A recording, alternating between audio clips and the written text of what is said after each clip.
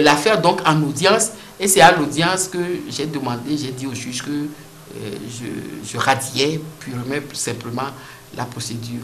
Et pour la petite histoire, c'est que ce couple est toujours ensemble avec les enfants. Pourquoi la plupart des politiciens sont des avocats ou ont fait le droit? Vous savez, moi, j'ai l'habitude de dire que pour toutes les professions qui pourraient exister au monde, vous aurez un plus que les autres en connaissant le droit. Parce que, en fait, le droit intervient dans tous les domaines.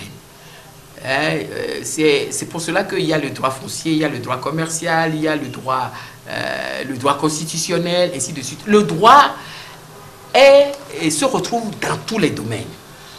Et donc, pourquoi ceux qui sont politiciens ont forcément fait le droit? C'est parce qu'ils connaissent justement leurs droits. Et parce qu'ils savent ce qui est juridiquement bon et ce qui ne l'est pas. Ce qui est autorisé et ce qui ne l'est pas. Ce qui est normal et ce qui ne l'est pas. Ce qui est régulier et ce qui ne l'est pas. Et à partir de ce moment-là, lorsque vous savez que ça c'est bien et ça ce n'est pas bien, ça c'est régulier, ça ce n'est pas régulier, ça c'est normal, ça c'est anormal, vous ne pouvez pas regarder quelque chose d'irrégulier se faire sans dire. Vous ne pouvez pas regarder quelque chose d'anormal s'accomplir sans soulever le fait que ce n'est pas normal. Vous ne pouvez pas voir quelqu'un être arbitrairement tricher dans ses droits en vous taisant. Parce que lorsque vous vous taisez, vous devenez complice de l'oppresseur qui fait en sorte que celui-là ne rentre pas dans ce droit-là. Je crois que c'est l'un dans l'autre, c'est pour cela que ce n'est pas seulement au Togo, c'est partout dans le monde où vous verrez que pratiquement les grands politiciens ou autres sont forcément des avocats. Parce que, bon, les magistrats moins, parce que les magistrats, leur fonction est telle que ils ne se retrouvent pas de l'autre côté la plupart du temps. Il est même à la limite interdit d'avoir des colorations affichées politiques, puisqu'ils doivent être neutres. Les avocats, pourquoi? Parce que la profession d'avocat est une profession libérale. Donc, vous faites ce que vous voulez de votre carrière, bien évidemment en respectant les règles déontologiques, mais vous avez la latitude, en dehors de votre profession qui est libérale, de faire autre chose. Et donc, la politique, par exemple, et bon, autre chose, des activités associatives et tout le reste. Donc, j'explique cela par le fait que ceux qui ont fait le droit savent. Et c'est pour cela que moi, je ne suis pas d'accord souvent avec ceux qui ont fait le droit, mais qui se taisent. Surtout lorsqu'il s'agit d'arbitraire qui est commis, lorsqu'il s'agit de violation de la loi qui est commis contre des gens démunis qui n'ont pas la force de se défendre parce qu'ils ne savent même pas qu'ils ont ce droit-là. C'est pour ça que moi, la plupart du temps, je ne suis pas du tout tendre avec ceux qui savent mais se taisent et ne font rien pour que les choses changent. Si vous étiez ministre de la Justice ou Premier ministre, que ferez-vous pour marquer les Togolais dans les domaines judiciaires et politiques? Vous savez, il est difficile de vouloir faire une action en solo seul lorsqu'on est dans un gouvernement. Parce qu'un gouvernement n'est efficace ou un ministre n'est efficace que lorsque son action se retrouve dans une volonté globale, commune de tout le gouvernement, de faire en sorte que les choses aillent dans ce temps. Vous pourrez être un très bon ministre pour un département possible, mais si tout le gouvernement conduit par le Premier ministre et par le chef de l'État, d'ailleurs, c'est l'exécutif dans son ensemble, ne vous donne pas la possibilité de pouvoir faire en sorte que le domaine qui vous est confié puisse évoluer. Donc moi je dis que c'est une affaire de tout le gouvernement, c'est une affaire de toute la politique du gouvernement, de l'exécutif dirigé par le chef de l'État et le Premier ministre. Donc, d'abord, il faut le faire. Mais, 6 mois pas extraordinaires, et bon, je ne pense pas que pour l'heure, hein, il soit même besoin de rêver hein, de ça. Pour le moment, ministre de la Justice, je ferai en sorte, et ça, je crois que c'est ce qui est déterminant pour le Togo et qui ferait avancer. Parce que vous savez, d'habitude, j'ai l'habitude de dire que pour moi, la justice est le baromètre de toute une nation. Et que lorsque les choses changeraient au Togo, je le remarquerai à la justice. Que si les choses changent à la justice, je saurai que le Togo a changé. Et tant que ça ne se changera pas là-bas, je saurai que le Togo n'a pas changé. Et ce qu'il y a lieu de faire, c'est de faire en sorte que la justice, surtout les juges, soient indépendants. Et je crois que c'est ça qui est la voûte de la réussite en matière judiciaire et au Togo. Vous ne pouvez pas avoir une justice efficace et efficiente lorsque les magistrats, surtout assis, ce qu'on appelle les magistrats assis, c'est les magistrats qui rendent la justice. Parce qu'ils sont différents des procureurs qui, eux, reçoivent leurs ordres du ministre de la Justice, etc. et autres. Mais les magistrats qui sont assis là et qui rendent la justice, ils se doivent d'être libres de rendre la justice et ne reçoivent les ordres que de la loi et de leur conscience. Or, ce n'est pas ce qui se passe la plupart du temps dans notre pays. Et vous voyez les interventions de part et d'autre, de l'exécutif, de ceci, des différents corps de notre pays et tout ça. Et c'est cela qui rend la justice difficile. Or, il est clair que lorsque la justice n'est pas libérale et juste, ça influe également sur les investissements, donc sur le secteur économique, parce que les investisseurs et autres auront du mal à venir investir dans un pays où le droit n'est pas respecté, où le droit n'est pas appliqué. Donc, ce que moi je ferais ici, pas extraordinaire. J'étais ministre de la justice, c'est me battre, hein, faire en sorte que la justice soit libre et indépendante. C'est ça la fonction première qu'il puisse y avoir. Vous savez, dans notre pays, on a lancé la procédure de modernisation de la justice. Aujourd'hui, nous avons une très belle cour d'appel qui est à Kakaveli, avec tous les bureaux fonctionnels, les salles d'audience et tout le reste. Quand je vais là-bas, j'en suis fier. Mais ce n'est pas que les locaux qui vont faire la justice, c'est les hommes qui seront dans ces locaux-là, qui font principalement la justice. Et nous aurons pu moderniser comme nous voulons les locaux et autres, si les hommes ne se modernisent pas. Les juges ne se modernisent pas en eux-mêmes. C'est en vain que nous lancerons des grands projets de modernisation de la justice. Ça ne marchera pas. La modernisation, je crois qu'elle doit commencer d'abord dans la conscience de ceux qui concourent, tous ceux qui concourent à l'œuvre de justice, les avocats y compris, à l'œuvre de justice, et faire en sorte que la liberté puisse avoir, et la justice puisse avoir, finir avec la corruption aussi. Parce que moi je le dis souvent, quand on dit les juges sont corrompus et tout ça, il faut se poser la question de savoir qui les corrompt. Si les juges sont corrompus, si personne ne les corrompt, ils ne seront jamais corrompus. Et bien évidemment, donc la faute est pour celui qui accepte d'être corrompu, la faute est pour celui qui le corrompt également. Donc si tout le monde se modernise en sa conscience, je crois que cela pourra aller et faire en sorte que le baromètre qu'est pour moi la justice puisse faire en sorte qu'on sache qu'au Togo, véritablement, les choses ont commencé à changer et les choses changent.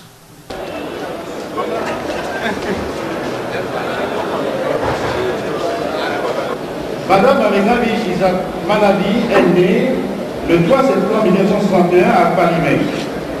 Elle est de nationalité togolaise, célibataire. Et sa maîtrise en sciences juridiques, option carrière judiciaire. Elle a sa licence en droit de l'université du Bénin, licence en droit privé, option carrière judiciaire également.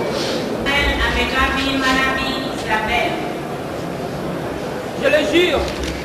Madame Amoussou Myriam Diallo. Je le jure. Monsieur Ato Messan Mawina. Je le jure.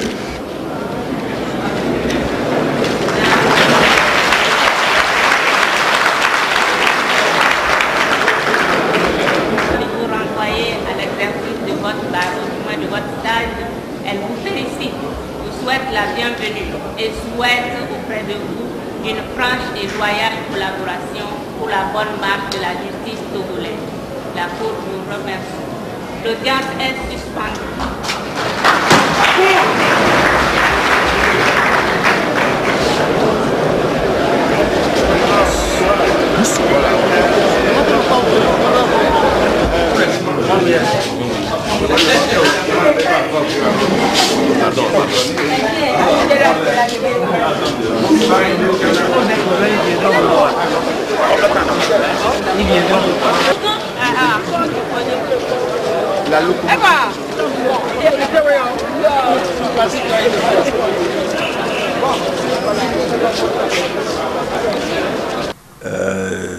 Je m'appelle Gabriel Arli Comlan, je suis avocat. Vous savez que nous tous avons cherché à obtenir la démocratie au Togo et on s'est retrouvés dans un parti politique à l'époque en 90 et on a côtoyé ensemble jusqu'à ce qu'elle devienne avocat stagiaire en 94. Donc c'est depuis qu'elle a prêté serment, elle est dans mon cabinet. Bon, je vous dirai après. Depuis, elle est avocate, mais elle est devenue plus politicienne. Et je crois que c'est un choix qu'elle a fait. Mais ça ne l'empêche pas de venir de temps en temps travailler au cabinet parce que c'est une bête du travail, je dirais. Et le travail est bien fait. Et elle est passionnée dans tout ce qu'elle fait. Ce qui fait que, bon, elle est souvent... on lui fait souvent des remarques qu'elle n'est pas pondérée dans ses propos et qu'elle dit trop directement ce que d'autres diraient avec des mots beaucoup plus, des termes châtiés. Donc elle est directe, naturelle et ouverte. Donc ce sont les qualités premières, c'est une dame mais qui agit plus qu'un homme quand il le faut. Et dans mon cabinet, quand elle s'occupe des affaires matrimoniales, il fallait les voir devant les époux indélicats qui voudraient se séparer de leur femme. Les qualités, elle en a beaucoup, mais comme tout être, elle a aussi des défauts. Défauts, c'est, je pourrais dire, il y a la passion, des fois, qui entraîne à déborder un peu. Et dans notre métier, des fois, il faut garder des cartouches, mais peut-être qu'elle les sort des fois trop vite. Et dans notre cabinet, des fois, on travaille, des fois on travaille sans toutefois exiger à être payé tout de suite. Et elle me disait que non, le cabinet, c'est comme on est l'abbé Pierre ici, c'est-à-dire on fait du bénévolat, on fait du social. Et un jour, elle même amène un dossier. J'ai dit, bon, dans ce cas, il faut que la personne nous paye quand même une provision. Elle dit, il faut attendre. Ce qui voudrait dire qu'en fait, il y a une humanité en elle qui est quand même extraordinaire. C'est ce que je trouve en elle. Et c'est d'ailleurs ce qui justifie son choix. C'est-à-dire, elle est humaine, elle veut aider l'autre. Et l'anecdote, c'est simple, mais c'est très profond, ce que j'ai dit.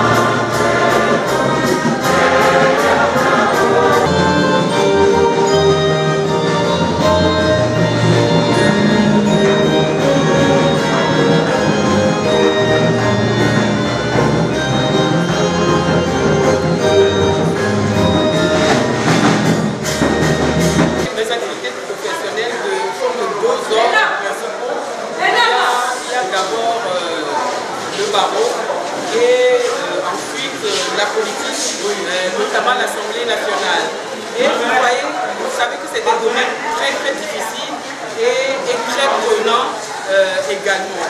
Donc, professionnellement, au niveau du barreau également, j'ai constamment besoin de la présence du guide et également dans la politique, surtout lorsque vous militez au sein de l'opposition dans notre pays, vous avez forcément et tout le temps besoin du soutien divin et de la sollicitation sans cesse croissante de Dieu dans toutes les activités, ne serait-ce que pour vous donner la santé et pour vous donner le courage et la foi d'avancer et de continuer sans relâche en remettant sur le courage, le bon, le miséricordieux, l'omnipotent, celui par qui tout commence et tout finit.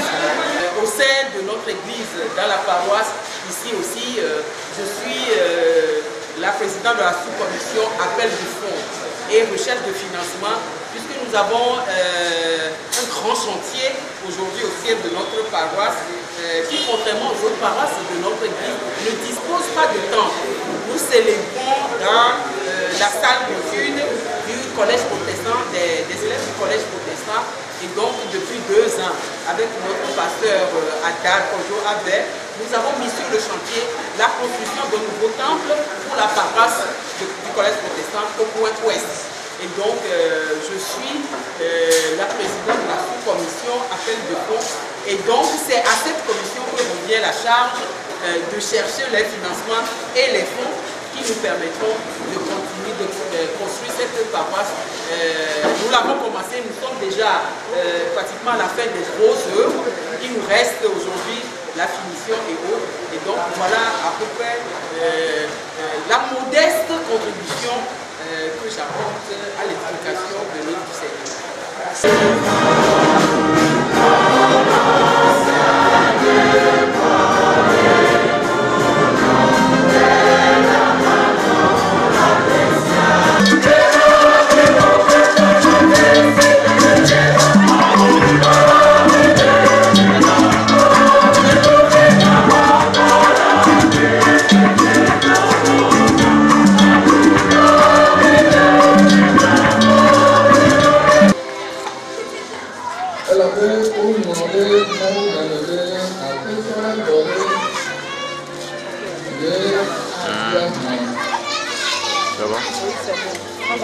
Elle n'est pas simple fidèle. Elle s'investit beaucoup dans les activités de la paroisse, surtout dans la construction du temple que nous avons entrepris depuis 2013. Elle s'investit beaucoup. Elle est nommée responsable de la sous-commission appel de fonds et recherche de financement. Elle a le charisme de sensibiliser les fidèles à donner et à travailler.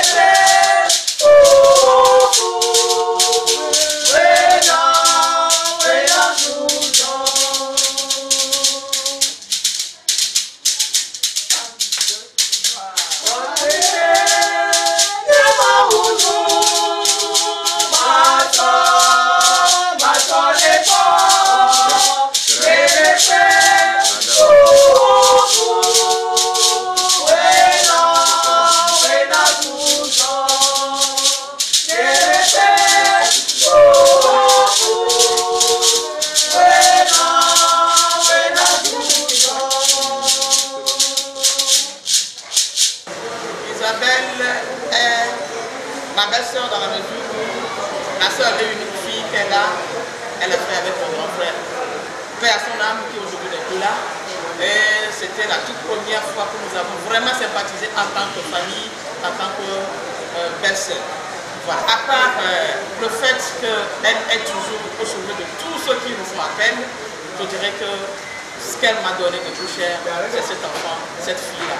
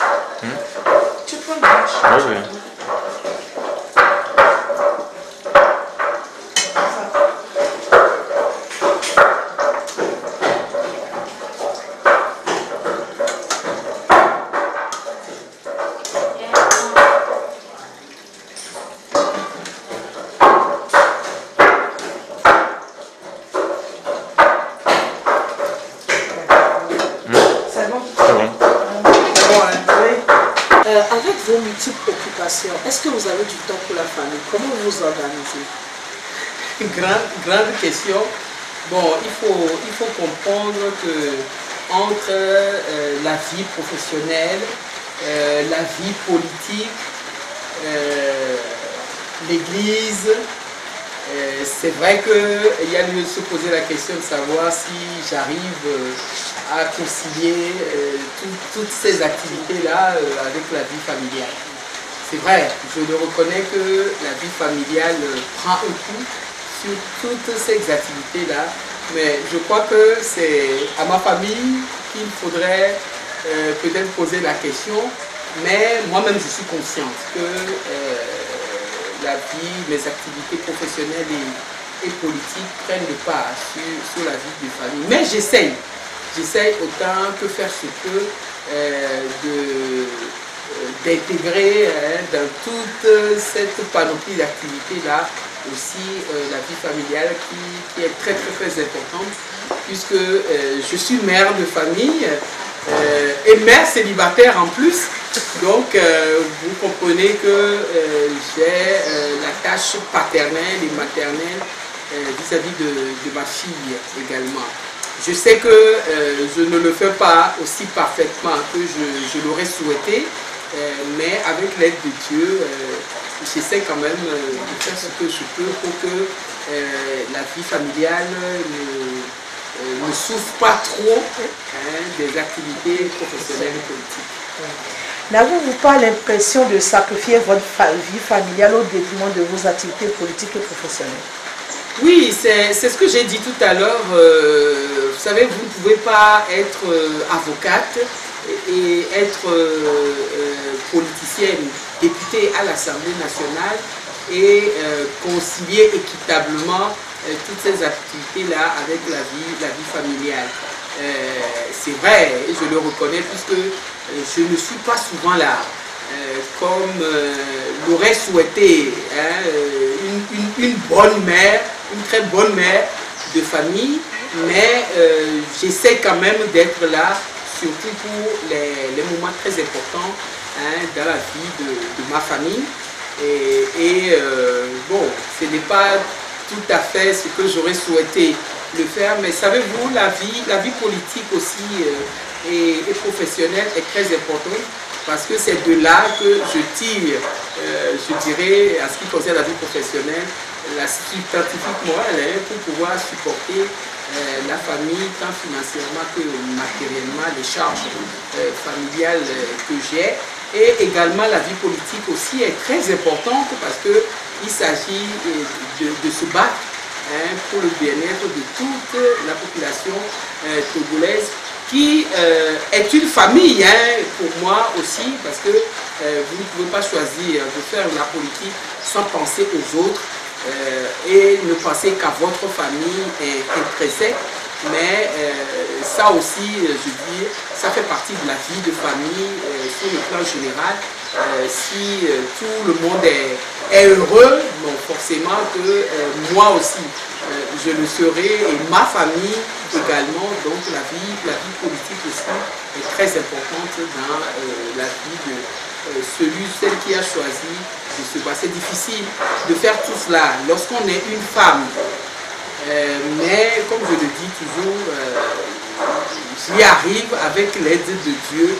Pas parfaitement comme je le souhaiterais, mais autant que faire se peut. En tant que leader, que pouvez-vous faire pour améliorer cette situation de la femme? Vous savez, c'est le combat, mon combat quotidien en matière politique. Pas nécessairement pour l'épanouissement que de la femme, mais de toute la société togolaise. Et donc, lutter pour les droits de la femme, les droits de l'homme en général, faire en sorte que les intérêts de tous priment sur les intérêts personnels, individuels et autres.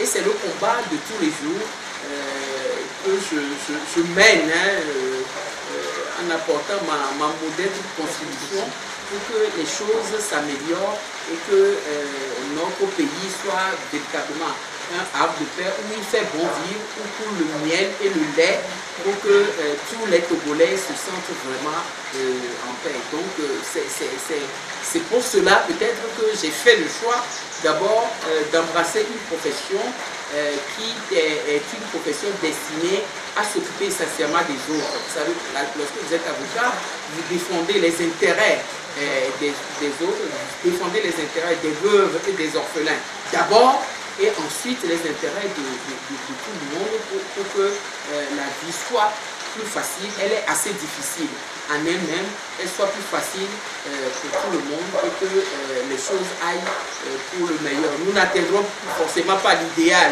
dans ce bas monde, mais nous essayons de faire en sorte que les choses aillent de mieux en mieux pour tout le monde. La femme togolaise a toujours tendance à se mettre derrière l'homme. Elle a du mal à se mettre en avant. Et c'est vrai que lorsque vous êtes une femme qui vous mettez en avant aussi, vous avez beaucoup de critiques.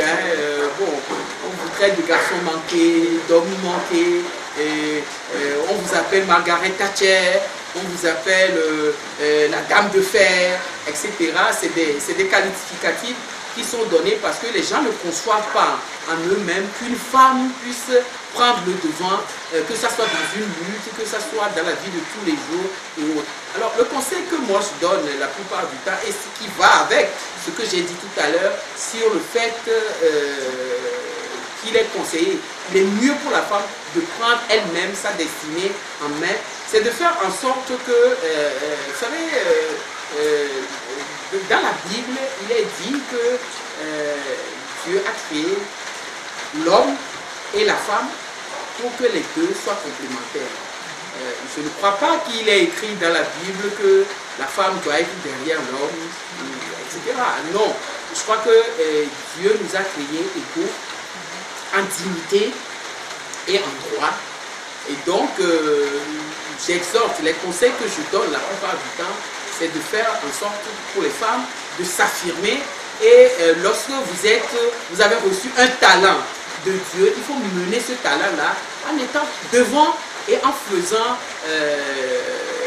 en sorte que ce talent-là ne soit pas réprimé par les considérations que les autres porteront sur vous en vous taxant de femmes, d'âmes de fer et tout cela. Si vous avez la conviction que ce que vous le faites pour que les choses aillent de l'avant, il faut le faire. Et si vous devez être devant